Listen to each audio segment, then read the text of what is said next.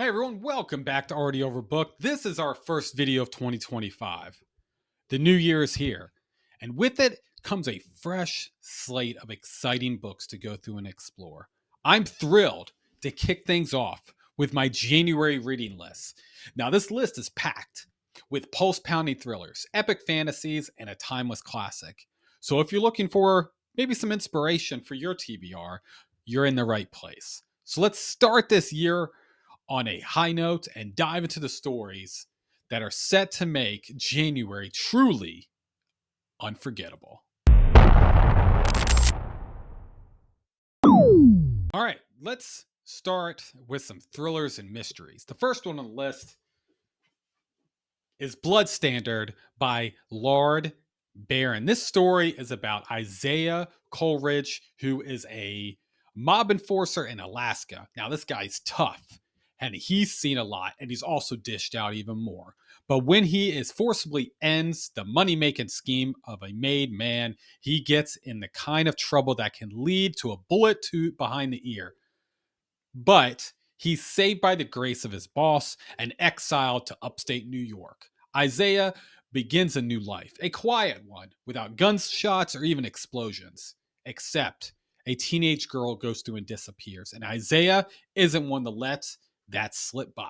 And diving into the underworld to track this missing girl will get him exactly the kind of notice he was warned to avoid.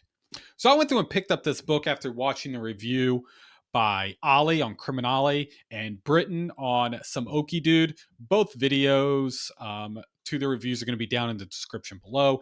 And this book was sold as an old school noir that really takes place in modern day. This book was also stated by both booktubers that it's gritty atmosphere, morally complex protagonist, and specifically Britton stated it's like a modern day Conan, while Ollie described it as if Jack Reacher, but written by Cormac McCarthy. Now, both of those just alone sold me this book. But hearing about both of them by two amazing booktubers that I love to go through and follow, I found that very fascinating. So I had to go through and pick up this book, Blood Standard by Lard Bolton. So hopefully it meets my expectations. Now, speaking of Jack Reacher, next up, we've got Jack Reacher number 29, In Too Deep. In this story, Jack Reacher finds himself in trouble again, this time waking up handcuffed in a makeshift hospital room with really no memory on how he got there. He is surrounded by people who believe that Jack is their enemy. So Reacher has to go through and outsmart everyone to go through and survive.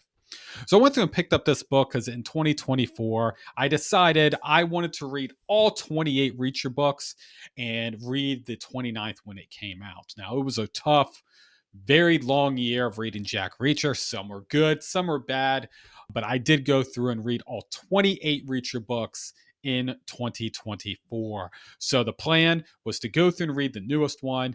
Now, the big question is, will this be my last Jack Reacher installment? I guess we will see.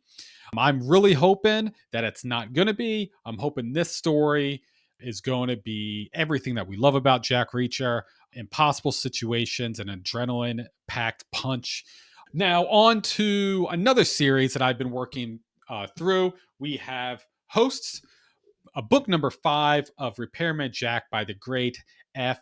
Paul Wilson. And in this story, Jack is contacted by his long lost sister, Kate, to help her track down the source of her girlfriend Jeanette's sudden trance like behavior.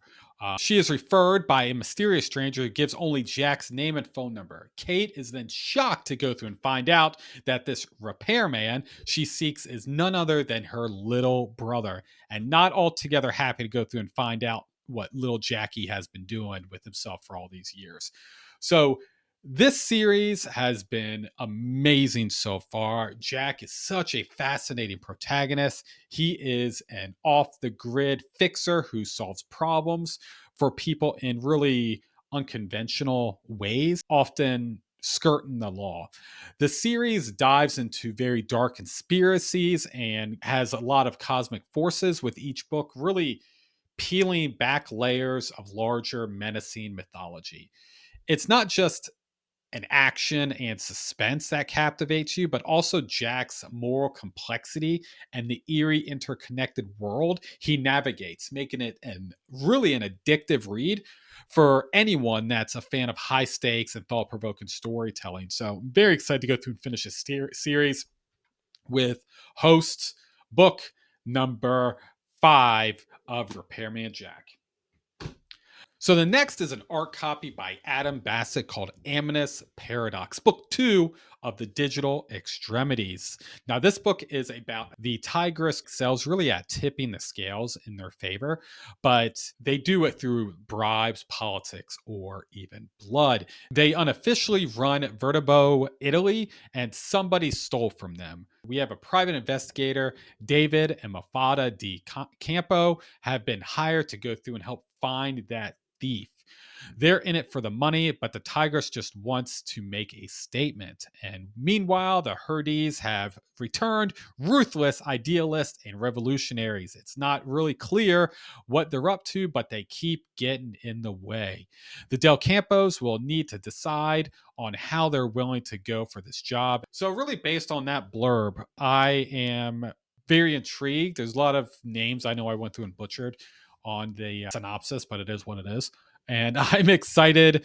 I'm thinking it's probably going to be a fast paced cyberpunk adventure, but we will go through and see if it holds up to my high expectations. So let's switch gears and let's talk about a few fantasy books I'll be reading. All of these are brand new to me, and they're all book one and larger series. Hopefully, I enjoy all of them. Then I'll go through and can have some continued series and books to go through and read this year. The first one on the list is Black Crown, written by John A. Douglas. This book is about Crown Athenian and authoritarian rulers of a continent called Allspire.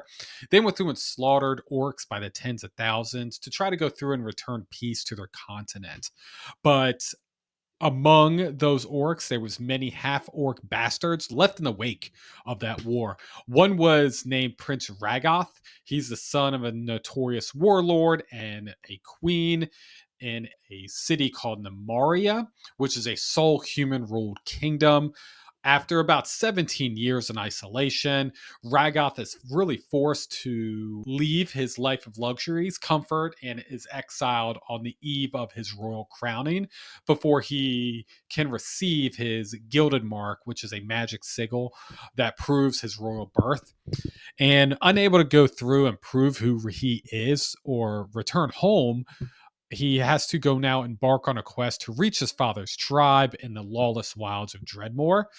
But his venture is not taken alone. He earns the company of a human farm boy hell-bent on finding a legend to fill, a compassionate, elvish goodwill worker, and a weary veteran adventurer down on her luck. Together, they cross the kingdom with nefarious forces seemingly at their steps.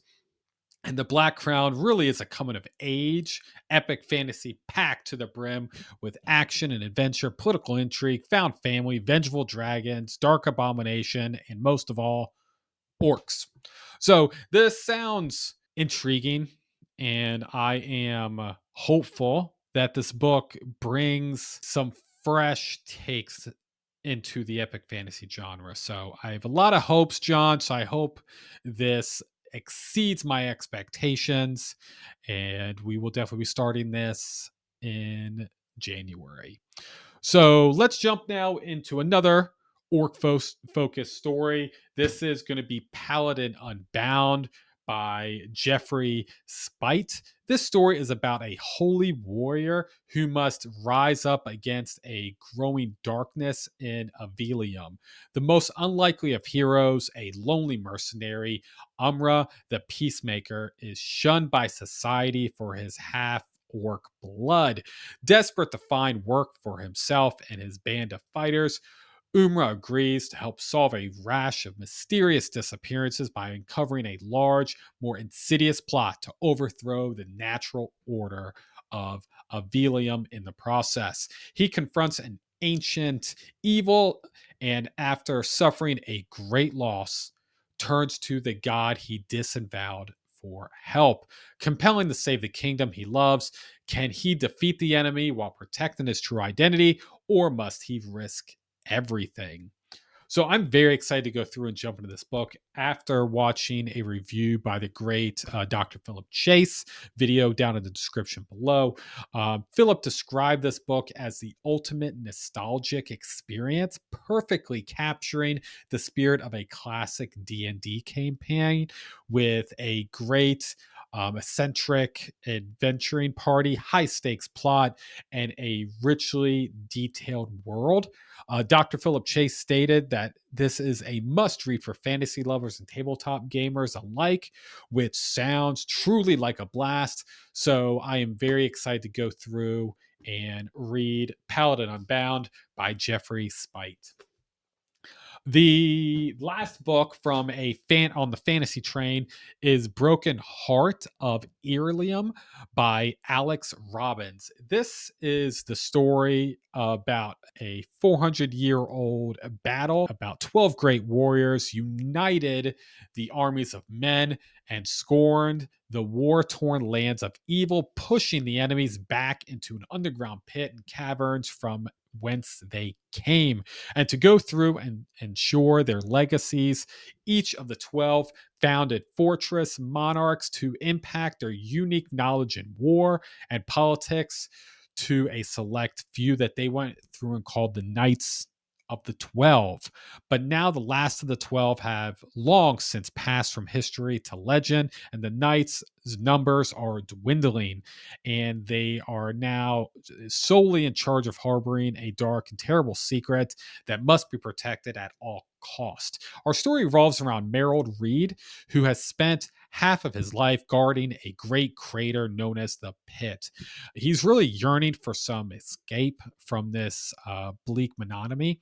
Then arrives Aldrin, one of the few remaining Knights of the 12, sets off a chain of devastating events that will change Reed forever. And to the north, we have Jalea del Orium, heiress to the richest of the nine, must learn to navigate the political currents of her father's court if she hopes one day to take his place. But the flickering flame of ambition hides in the shadows of an even greater threat. And deep within the earth, something is stirring.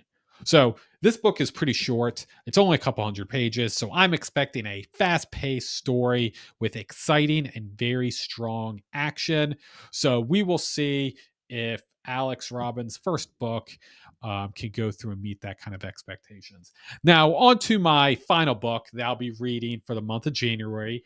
I was invited to do a buddy read with a good friend of the channel, Ted from Ted Reads Instead. We're going to go through and read and discuss a classic book, Jurassic Park by the great and powerful Michael Crichton. So you should already know pretty much what this is about. If you haven't read the books, definitely go through and read it with us and look out some more information from myself and Ted about our buddy read discussions on when exactly that's going to go through and be. If you don't already follow Ted, go through and follow him. His information could be down in the description. He's great, does some amazing videos. Highly recommend watching his stuff. So there we have it, folks. That's my January 2025 TBR. So whether it's tackling epic fantasy, solving mysteries, or revisiting a classic, this month is packed with incredible reads. I want to know now what's on your TBR for January. Drop those down in the comments and let me know so we can keep this conversation going. And don't forget to like, subscribe. You know what to do. Until I see you in the next one.